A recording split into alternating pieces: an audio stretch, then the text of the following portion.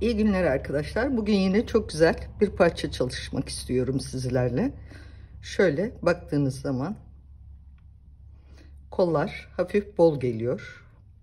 Gövde oturuyor lastikli. Şöyle diz boyuna kadar örüyoruz. Şöyle çevirdiğimiz zaman görmüş olduğunuz gibi yine arka ortasının dikişi bile belli değil. O kadar güzel. Görmüş olduğunuz gibi. Bugün bu çok güzel kıyafeti örmek için bekliyoruz. Şu an size örmeyi anlatacağım. Arkadaşlar yine şuradan yakadan başlıyoruz. Mümkün olduğunca dikmeden yapmaya çalışıyorum üst bölümü. Çünkü Barbie bebek olduğu için dikiş olduğunda çok kaba durur. Şimdi her zamanki yaptığım gibi gene ama şuralarda delik yok, dikkatinizi çekerim. Şimdi o delikleri karıştırmadan nasıl öreriz? Hem onu göstereceğim hem birlikte öreceğiz.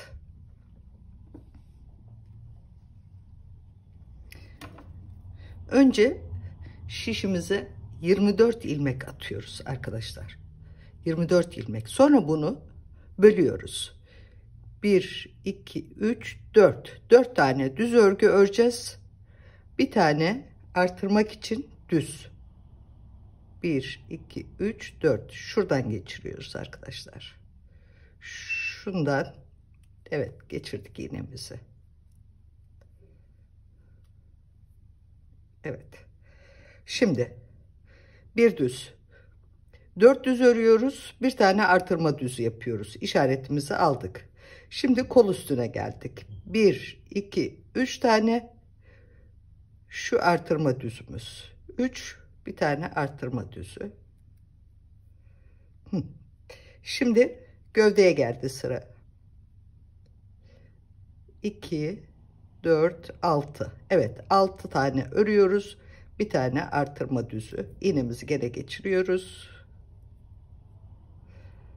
Şimdi 3 tane ilmek, 1, 2, 3 ilmek ayırıyoruz. Şuradan artırma düzüne takıyoruz. Delikli olmayacağı için karıştırıyoruz arkadaşlar. Ondan sonra arka yarısı için de 1, 2, 3, 4 ilmek oluyor. Görmüş olduğunuz gibi. Şimdi iğnelerimizi taktık. Artık karıştırmak diye bir şey yok. Şimdi bunu şu şekilde örüyoruz. Direkt düz örgüyle başlıyoruz. 1,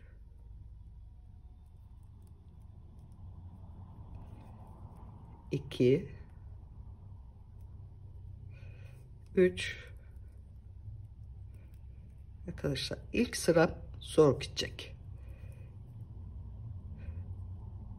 Evet, 4 tane ördük. Şimdi bir tane gizli ilmek atıyoruz ve şu çengelli iğneyi takmış olduğumuz şu ilmeğimizi örüyoruz. Bir gizli ilmek daha atıyoruz. Kolun bir tarafının artırmasını yaptık şimdi arkadaşlar. Şimdi 3 tane düzümüzü örüyoruz.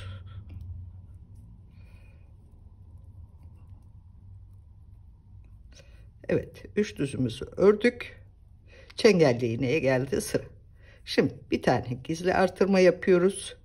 Çengelli iğnenin takılı olduğu ilmeği örüyoruz.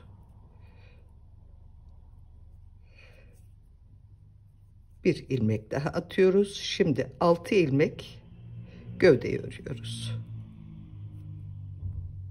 1, 2,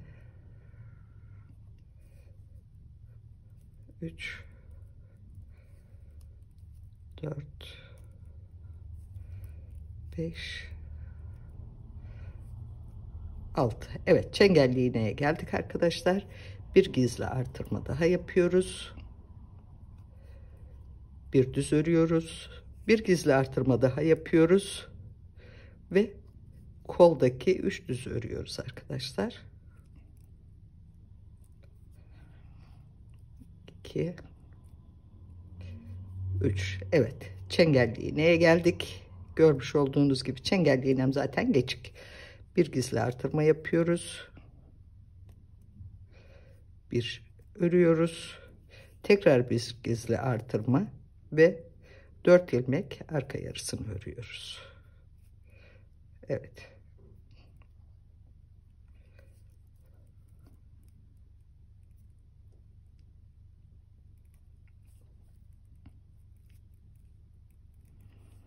Evet, şimdi arkadaşlar tüm gövdeyi döşedik. 24 ilmeğin üzerine tüm hepsini döşedik. Şimdi arkadan ters örgü örüp geliyorum. Evet, arkadan ters ördüm, geldim arkadaşlar. Şimdi giderken yine aynı şekilde örmeyi gösteriyorum.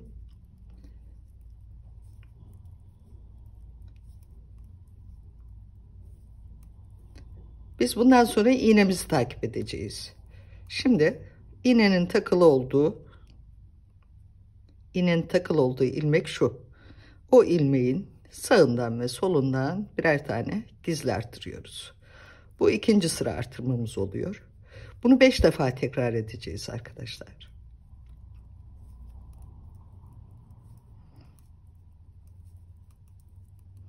Tabii iğne takınca karıştırma şeyi hiç kalmıyor. Evet, şurası iğnenin takıldı olduğu. Şuradan bir gizli ilmek, bir düz örüyoruz, bir gizli ilmek. Yine şimdi ön bölgeye geldik.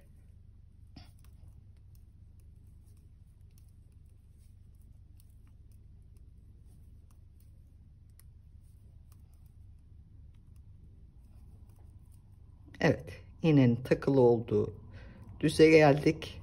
Bir gizli ilmek,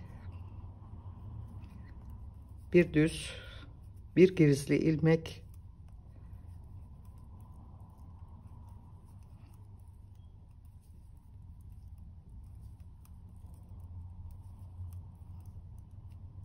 evet, iğnenin takılı olduğu yere geldik.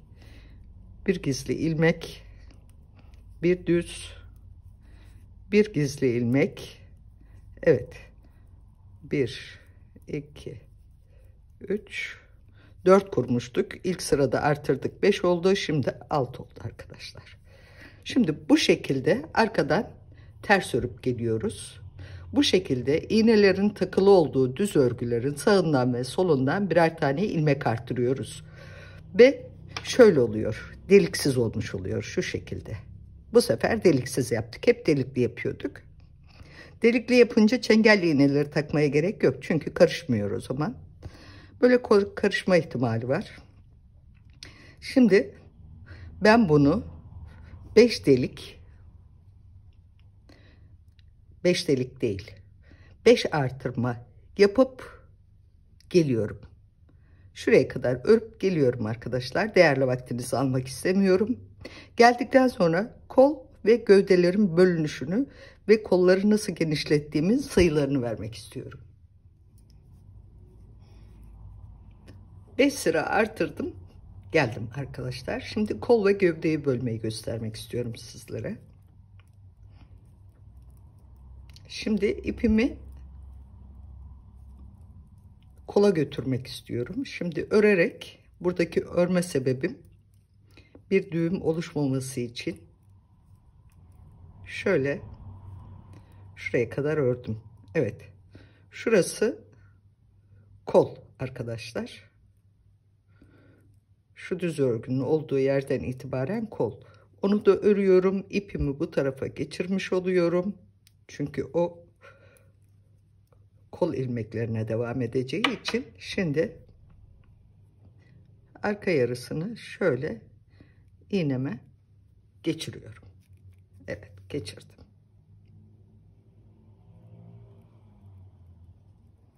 Şimdi kolumu örüyorum.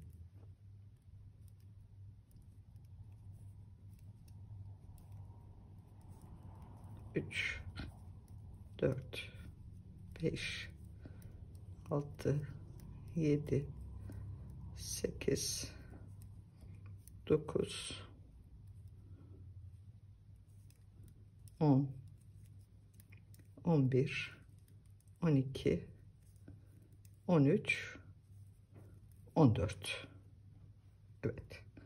14 ilmek olacak arkadaşlar. Şimdi kolumuzun düz ilmeğini şuradan kullandık. Buradakini kullanmayacağız. 14 ilmek olacak. Şimdi şu arkadaki, evet, şurası bizim için öndü. Arka yarısını ipe geçirdik.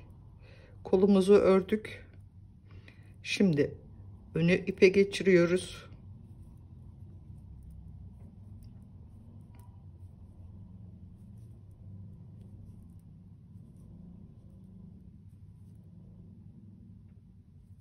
Evet. Önü ipe geçirdik. Şimdi şu şekilde arka yarısını ve önü ipe geçirmiş olduk. Şimdi buradan geri dönüş yapıyorum.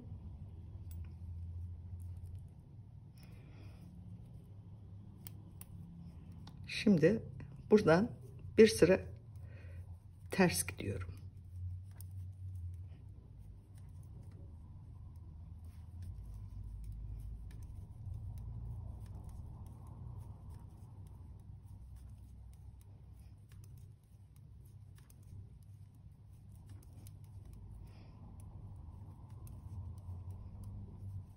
Evet. Şimdi kolumu böldüm. Kolumu böldüm. Bir gittim, bir geldim. 14 ilmek arkadaşlar. Şimdi buradan giderken birer ilmek artırıyoruz. Şöyle 16 ilmek olacak.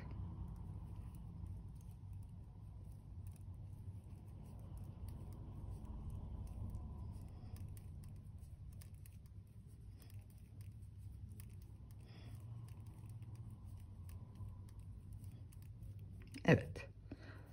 14'tü. 16 oldu. Şimdi 3-4 şiş çıkıp geldikten sonra yine birer tane artıracağım arkadaşlar. Yavaş yavaş artırıyoruz. Görmüş olduğunuz gibi bir şurada şöyle şöyle yavaş yavaş kol ucuna doğru ki şu bolluk oluşsun. Ben şimdi 2-3 şiş daha çıkıp tam artırma sırasına geldiğimde yine artırmayı göstermek istiyorum. Evet, bu kolu bitirip geldim arkadaşlar. 4 sırada bir sağdan ve soldan birer ilmek artırdım. 20 ilmek olasıya kadar 20 sıra örüyorsunuz. Ondan sonra son 2 sıra haroşa gidip gelip kapatıyorsunuz. Sonra ipimi diğer kola taktım. Şimdi diğer kolu örüyorum.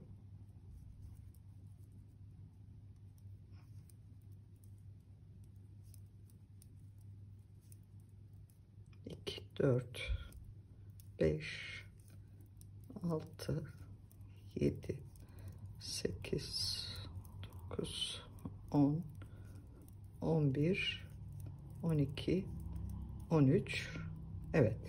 Şu aşağıda gelen düz örgüyü de aldık mı 14. 14 ilmek olacak kol üstlerimiz oluyor. Şöyle 14 kolumuzu, ilmeklerimizi aldık.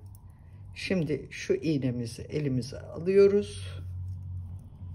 Şu kalan arka yarısını da şöyle iğnemize geçiriyoruz. Böylece gövdeyi ipe dizmiş olduk. Şöyle.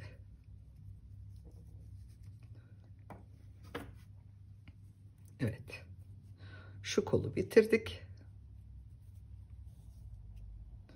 Şöyle gövdeleri ipe geçirdik. Gövde ilmeklerini. Şimdi kolumuzu örüyoruz. Kolumuzu şimdi buradan örerek gittik. Arkadan ters örerek geliyoruz.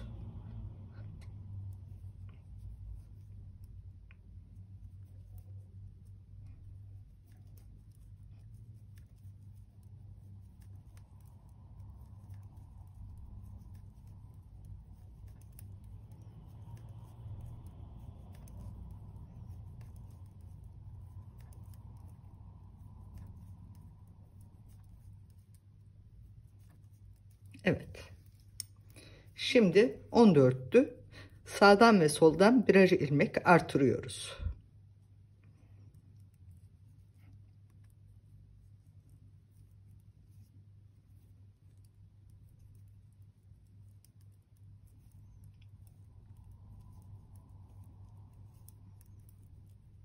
Siz kolları istediğiniz boyda yapabilirsiniz. İsterseniz yetim kol, isterseniz dirsek kol, isterseniz hiç kol örmeyebilirsiniz.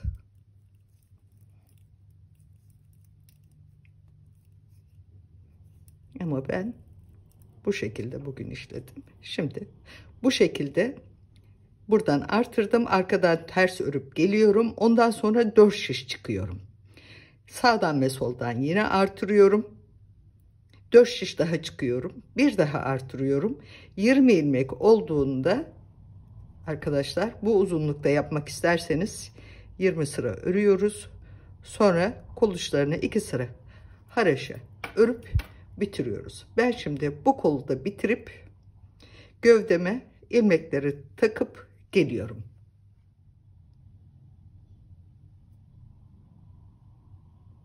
Diğer kolu da aynı şekilde bitirdik arkadaşlar. Gövdeyi şişe taktım. Şimdi 4 şiş düz öreceğiz. Ondan sonra 8 şiş şuracıkta 8 sıra, yani 8 sırada lastik örüyoruz. İki kolu da kolları tarif ettiğim gibi bitiriyoruz. Gövdeyi şu hale getirdikten sonra 4 şiş düz örgü örüyoruz. 4 şiş düz örgüyü ördükten sonra 8 sıra tek lastik örüyoruz ve ondan sonra 4 parmak uzunluğunda düz örgü örüyoruz. 2 sıra etek ucuna haroşa yaparak kapatıyoruz. Evet arkadaşlar, ben koltuk altından 4 sıra düz örgümü ördüm. Üzerine 8 sıra tek lastik örüp geldim. Şimdi elbisemizi bitirmek için şu bölümüne 4 parmak düz örgü örüyoruz. Şu bölüme 4 parmak düz örgü örüyoruz. Bitirmeden önce haroşa örüyoruz. Arkadan ters geliyoruz. Haroşa kapatarak bitiriyoruz. Elbisemiz çok güzel oldu. Kollar çok güzel. Arkadan görüntü çok güzel. Yine bu da çok şık bir elbise oldu arkadaşlar. Kanalımı izlediğiniz için teşekkür ederim. Abone olursanız sevinirim. Beğen tuşuna basarsanız çok mutlu olurum arkadaşlar. Çünkü daha çok arkadaşlara, daha çok insanlara ulaşmasını istiyorum. İzleyip de beğen tuşuna lütfen basın. Burada benim de emeğim var. Teşekkür ederim.